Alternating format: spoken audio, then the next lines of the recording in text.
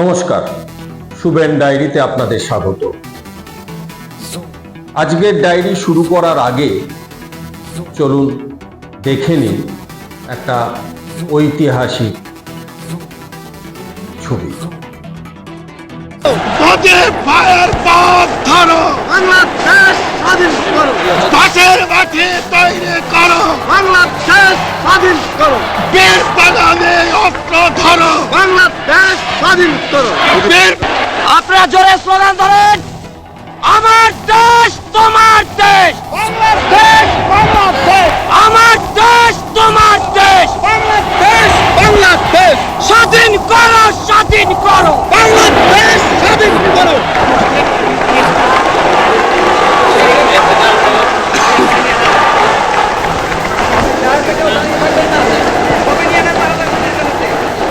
ভাইরা আমার, আজ দুঃখ ভারাক্রান্ত মন নিয়ে আপনাদের সামনে হাজির হয়েছি। আপনারা সবই জানেন এবং বোঝেন আমরা আমাদের জীবন দিয়ে চেষ্টা করেছি, কিন্তু দুঃখের বিষয় আজ ঢাকা, চট্টগ্রাম, খুলনা, রাজশাহী, রংপুরে আমার ভাইয়ের রক্তে রাজপথ রঞ্জিত হয়েছে। আজ বাংলার মানুষ মুক্তি চায়, বাংলার মানুষ বাঁচতে চায়, বাংলার মানুষ তারা আজ তার অধিকার চায়। কিন্তু দুঃখের বিষয় আজ দুঃখের সঙ্গে বলতে হয় 23 বছরের করুণ ইতিহাস, বাংলার অত্যাচারের, বাংলার মানুষের রক্তের ইতিহাস, 23 বছরের ইতিহাস, মুমূর্ষ নরনারীর আর্তনাদের ইতিহাস, বাংলার ইতিহাস, এদেশের মানুষের রক্ত দিয়ে রাজপথ রঞ্জিত করার ইতিহাস। 1952 সালে রক্ত দিয়েছি, 1954 সালে নির্বাচনে জয়লাভ করেও আমরা গদিতে বসতে পারি নাই। 1958 সালে আইয়ুব খান মার্শাল ল জারি করে 10 বছর পর্যন্ত আমাদের গোলাম করে রেখেছে। 1967 সালে 6 দফার আন্দোলনে 7ই জুনে আমার ছেলেদের গুলি করে হত্যা করা হয়েছে।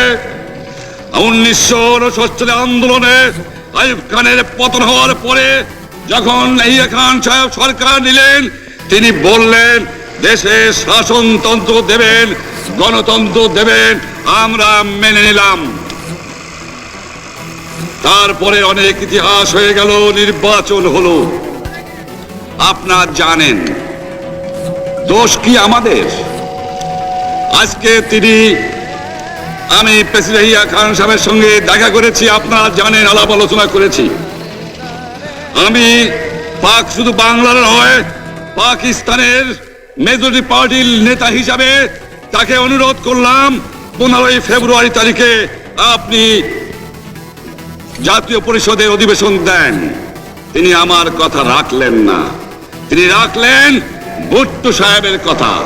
তিনি বললেন প্রথম সপ্তাহে মাসে হবে, তিনি মানে নিলেন। আমরা বললাম ঠিক আছে, আমরা অ্যাসেম্বলিতে বসবো, আমরা আলোচনা করব। আমি বললাম বক্তৃতার মধ্যে অ্যাসেম্বলির মধ্যে আলোচনা করব।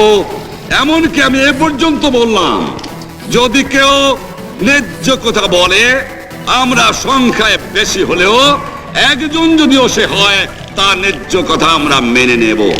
আসুন বসি, আমরা আলাপ করে শাসনতন্ত্র তৈরি করি। তিনি বললেন পশ্চিম পাকিস্তানের মেম্বাররা যদি এখানে আসে তাহলে কসাইখানা হবে অ্যাসেম্বলি। যদি কেউ অ্যাসেম্বলিতে আসে তাহলে পেশোয়ার থেকে করাচি পর্যন্ত দোকান জোর করে বন্ধ করা হবে, তারপরেও যদি কেউ আসে তাকে সন্ন্যাসার করা হবে।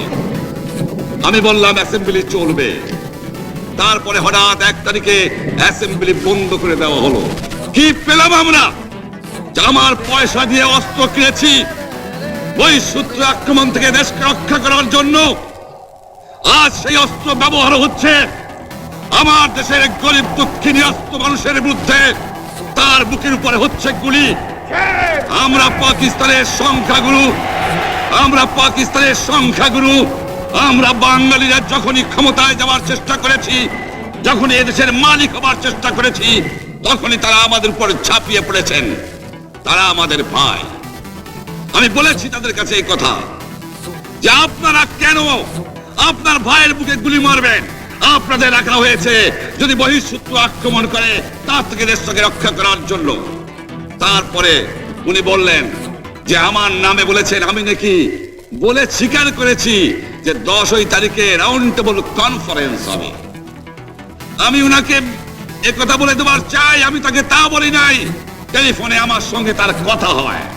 তাকে আমি বলেছিলাম, জনাব ইয়াহিয়া খান সাহেব, আপনি পাকিস্তানের প্রেসিডেন্ট, দেখে যান, ঢাকায় আসেন কিভাবে আমার গরিবের উপরে, আমার বাংলার মানুষের বুকের উপরে গুলি করা হয়েছে, কি করে আমার মায়ের কোল খালি করা হয়েছে, কি করে মানুষকে হত্যা করা হয়েছে।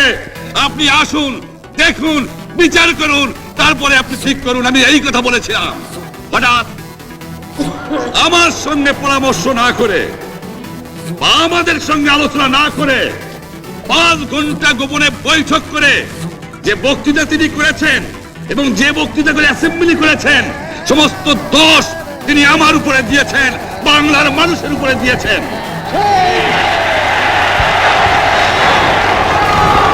আমি পরিষ্কার মিটিংয়ে বলেছি যে এবারের সংগ্রাম আমার মুক্তির সংগ্রাম, এবারের সংগ্রাম স্বাধীনতার সংগ্রাম।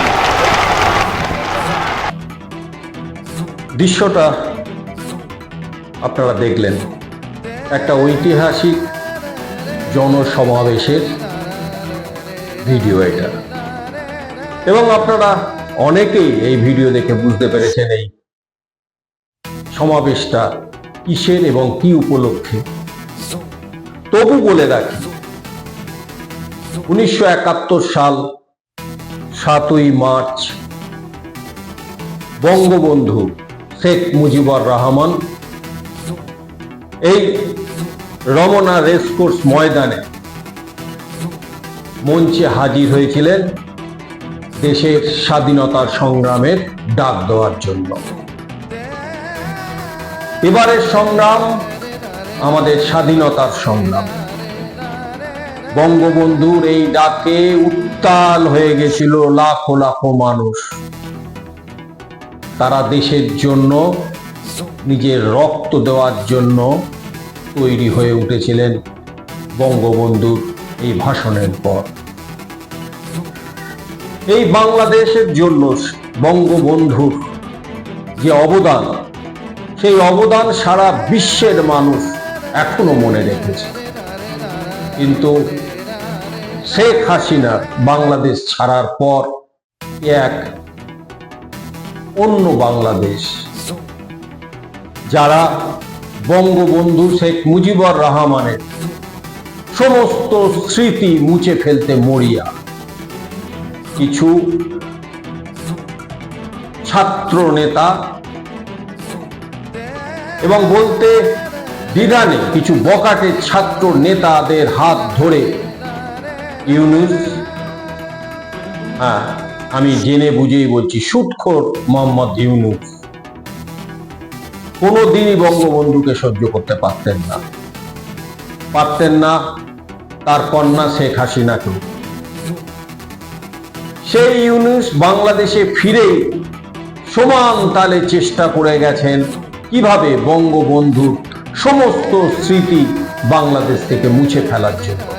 শুধুমাত্র ভারত বিদ্বেষ গড়ে তোলা নয়, তিনি নিজের দেশের স্বাধীনতা সংগ্রামী, যে মানুষটা বাংলাদেশকে স্বাধীনতা এনে দিয়েছিলেন, সেই বঙ্গবন্ধু, মুক্তিযোদ্ধা বঙ্গবন্ধুকেও ভুলিয়ে দেওয়ার চেষ্টা করছেন, দেশের মানুষের মন থেকে তুলে দেওয়ার চেষ্টা করছেন, মুছে দেওয়ার চেষ্টা করছেন। তার সাম্প্রতিক নমুনা বঙ্গবন্ধু শেখ মুজিবুর রহমানকে সারা বিশ্বের মানুষ মুক্তিযোদ্ধা বলে মেনে এসেছেন, জানেন। কিন্তু সেই ইউনূস হঠাৎ করে তার সরকার নির্দেশ দিল বঙ্গবন্ধু শেখ মুজিবুর রহমানকে যে মুক্তিযোদ্ধা বলে সম্বোধন করা হয় তার করা হবে না। দেশের 400 জনকে মুক্তিযোদ্ধা তকমা তাদের সম্মানটা ফিরিয়ে নিলেন। কি কারণ? কারণ শেখ মুজিবুর রহমানরা যুদ্ধের ময়দানে নেমে সরাসরি যুদ্ধ করেন, কোন রাজনৈতিক ব্যক্তিত্বকে মুক্তিযোদ্ধা তকমা দেব না। তার এই অসৌজন্য, তার এই নোংরা মানসিকতা দেখে ভারত কেন বিশ্বের বহু মানুষ আজকে স্তব্ধ। মুক্তিযোদ্ধা সম্মানে তকমাটা আপনি তুলে নিলেন কি নিলেন না তাতে কিচ্ছু এসে যায় না। ইউনূস, বাংলাদেশের মানুষ বঙ্গবন্ধুর অবদান, বাংলাদেশের জন্য, স্বাধীনতার জন্য তার বলিদানের কথা বিশ্বের মানুষ কিন্তু ভুলবে না। সে আপনি যতই মুক্তিযোদ্ধা তকমাটা তার মাথা থেকে তুলে নিন না কেন। নমস্কার, শুভেন ডায়েরি ভালো লাগলে সাবস্ক্রাইব করুন, শেয়ার করুন।